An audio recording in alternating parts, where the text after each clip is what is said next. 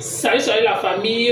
Mirador très remonté charge Bruno Bidjan sur ses propos tribaux contre les Ekans, comme quoi les fils Ekans doivent se réunir pour créer un congrès. Et Mirador dit que non, dans les normes, il devait plutôt dire que les fils du Cameroun doivent se réunir pour peut-être développer ou alors créer certaines choses. En tout cas, la famille, on écoute Mirador et on se reprend tout de suite. Écoutons. Le peuple Ekan, résident au Cameroun, n'a jamais eu de problème avec qui que ce soit, en dehors de celui qui a toujours été créé par ses propres élites.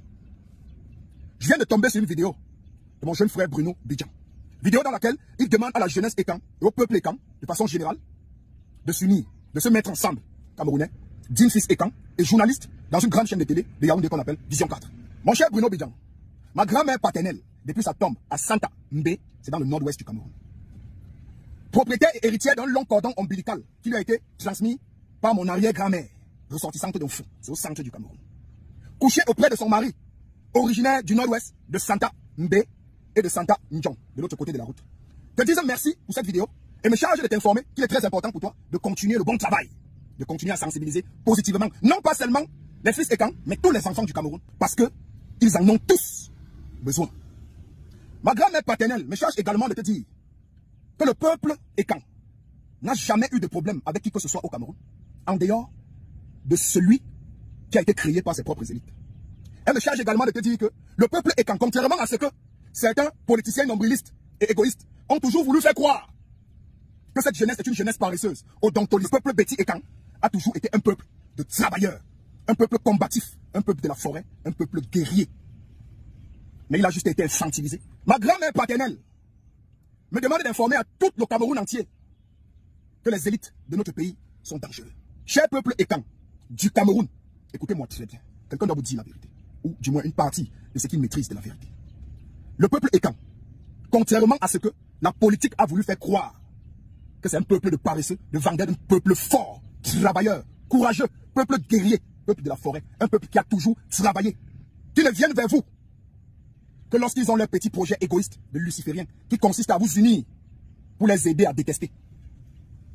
Ce sont des élites qui pensent à vous unir uniquement lorsqu'il faut faire le mal, lorsqu'il faut faire le sale boulot, la mauvaise partie du travail.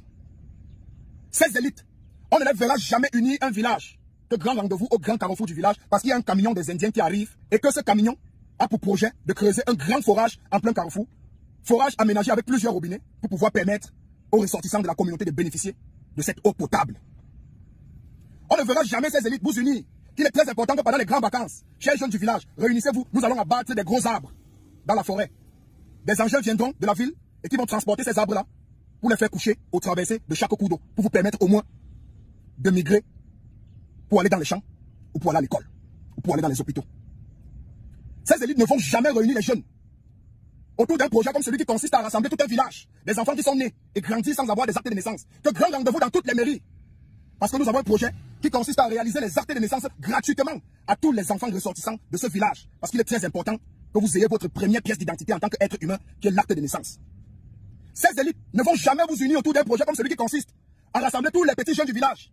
Grand rendez-vous dans tous les commissariats de la communauté ou dans la grande bâche bleue qui est au niveau du carrefour. Parce que nous avons décidé, pour notre peuple, pour notre identité, qu'il est très important que pour ces jeunes-là, qui n'ont jamais connu ce qu'on appelle la carte d'identité nationale, nous avons décidé de vous fabriquer des cartes d'identité nationale dans ce village, gratuitement à tous les enfants de ce pays. Parce que ce n'est pas parce que vous vivez et résidez dans des communautés reculées des grandes métropoles que vous n'êtes pas Camerounais. Et pour être Camerounais, administrativement, vous devez être détenteur d'une pièce d'identité qui vous rend Camerounais. Administrativement. Vous n'allez jamais les voir unir, cette jeunesse, autour d'un véritable projet. Que voilà, nous avons des étrangers qui vont venir construire des ponts, des routes dans le village. Et nous avons décidé que 70%, 80% des ouvriers de ces grands chantiers seront les enfants du village. Ils vont toujours vous ramener les combis. Vous allez toujours rester dans vos villages et voir les étrangers venir work dans votre village. Alors que les jeunes sont là, ouah, souffrent et n'ont pas d'emploi. Vous n'allez jamais les voir autour de ces projets. Ces projets structurants, ces projets de développement. Vous allez toujours les voir vous approcher lorsque on veut vous utiliser comme bétail. Pour mener des campagnes obscures, lucifériennes et sacrificielles. Ils vont toujours venir vers vous pour vous expliquer que, écoutez, nous sommes venus vers vous pour vous dire que si depuis des lustres, depuis des décennies, vous n'arrivez pas à vous développer, c'est à cause des communautés d'en face que vous ne vous développez pas. Ils viendront toujours vers vous pour vous faire comprendre qu'il est temps que vous vous levez et que vous combattez pour votre existence parce que les communautés d'en face veulent vous envahir. Les terrains que vous les avez vendus, arrachez ça, demandez qu'ils rentrent chez eux. Parce que c'est à cause de que vous n'arrivez pas à élever les porcs. C'est à cause de que vous n'arrivez pas à élever les bœufs. C'est à cause de que vous n'arrivez pas à élever la volaille et les poissons. Parce qu'ils sont venus vous tromper avec la fronde. Vous avez vendu vos terrains. D'ailleurs même, où est le chef du gang? Va nous apporter 3 bidons de Dontol. Avec les fighters et les King Arthur et les Nikita. Ils ne vous respectent même pas. Ils vous apportent toujours des whisky. Nonsense. Vous voulez corrompre l'esprit des gens. Ramenez-les même des bons whisky. Valentine's Brazil. Le Monkeys. Ramenez-les du Chivas. 18 ans. Ramenez-les du NSI. Du Jack Daniels. Non. C'est le vin blanc. Avec les écorces. C'est le Dontol, le Billy, le chat, le Rouampa. Avec les comprimés. Le Tizapam, le Fofo, le Tramol.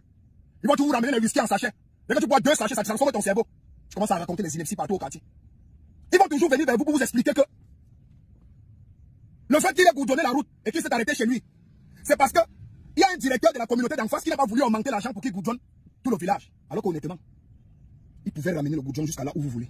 À l'ère de la mondialisation, à l'ère du digital, à l'ère du développement sur Internet, il y a tellement de secteurs d'activité sur les réseaux sociaux aujourd'hui, où je dirais sur Internet qui peuvent permettre à un jeune de se développer, de construire sa famille, d'envoyer ses enfants à l'école et de se bâtir dans ce pays. Sur Internet, c'est possible. Mais lorsqu'ils viendront vers vous, ça ne sera jamais pour organiser des ateliers de formation en marketing digital, en e-commerce, en montant toujours vers vous, pour vous faire comprendre qu'il est très important que vous commencez à pondre des vidéos sur Internet pour qu'on vous voit en mal, pour qu'on ne retienne de vous que des personnes qui passent le temps à pondre des obscénités sur Internet. Parce qu'ils savent que Internet, en l'instant de tournoi géant dans lequel on déverse un peu de tout, et que tout ce que vous pondez comme vidéo sur Internet, une fois qu'ils auront obtenu ce qu'ils veulent, parce qu'ils sont des égoïstes, ce sont vos images qui resteront sur Internet. Et ce sont vos images qui permettront à ce que vous soyez calqués. Et ils savent que le fait de vous exposer vous empêche demain de vous lever pour faire quoi que ce soit comme revendication. Parce qu'on pourrait encore utiliser ce que vous avez fait dans votre vie antérieure pour vous nuire. Il faut faire très attention.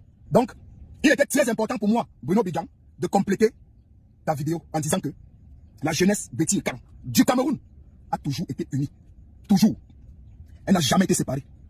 Sauf que le projet d'union a toujours été un projet obscur, luciférien et sacrificiel. C'est le projet d'union de ce peuple qui était mauvais socle. Mais sinon, c'est un peuple bosseur, travailleur, combatif. D'ailleurs, vous voyez très bien que lorsqu'elle est utilisée pour faire le sale travail, elle le mène à bien. Ça veut dire qu'on peut l'utiliser pour participer à des projets de développement structurel de ce pays. Mais non, on préfère l'utiliser comme bétail, buveur de Dontol, lui transmettre la paresse, l'encourager à gnorcer les petits filles au village dans les brousses de grès, instrumentaliser, la manipuler et l'utiliser comme on veut. Donc il fallait que je complète la vidéo. Mais ne t'inquiète pas, mon cher frère Bruno Bidjan. Cette jeunesse dont tu parles, elle sera unie et plus forte que jamais. Cette jeunesse est en train de comprendre beaucoup de vérités. D'ailleurs, le bilan est clair. Elle comprend. Cette jeunesse des années 1980 et 1990 est en train de comprendre qu'elle a été manipulée, instrumentalisée à des fins qui ne sont pas favorables pour elle. Elle comprend directement que ceux des années 1940, 50, 60, voire même 70, elles sont biaisées et dupées. Mais cette jeunesse sera forte. Et nous allons encourager cette jeunesse à se mettre au travail. Cette jeunesse à toi, cette jeunesse à moi.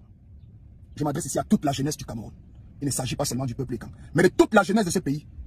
Il est temps que nous nous mettons au travail et que nous comprenions que si on est à l'abri d'un certain besoin, il serait quasi impossible qu'on nous manipule ou qu'on nous instrumentalise à des fins qui ne sont pas favorables pour nous. Bon, la famille, vous avez écouté comme moi Mirador par rapport aux propos de Bruno Bidjan, et lui, il a aussi ajouté sa part sur ça, comme quoi c'est plutôt tous les enfants du Cameroun qui doivent se réunir, et que l'homme Ekang, on a toujours montré l'homme Ekang comme paresseux. Pourquoi? Parce que ce sont ceux qui sont en haut qui ont toujours voulu mettre ça sur le dos des Ekang. Par contre, les Ekang sont des hommes travailleurs, sont les peuples de la forêt, et comme quoi, et nous tous, nous devons peut-être s'unir pour développer notre pays, pas seulement tenir compte des propos de Bruno Bidjan qui venait plutôt dire genre, que les Ekang doivent se réunir, il faudrait pas seulement qu'on attende la politique, ou alors quand les élections arrivent qu'on doit penser que non, on doit assembler, ou alors on doit réunir les enfants Ekang. En tout cas la famille, merci de m'avoir écouté, à bientôt pour une prochaine vidéo.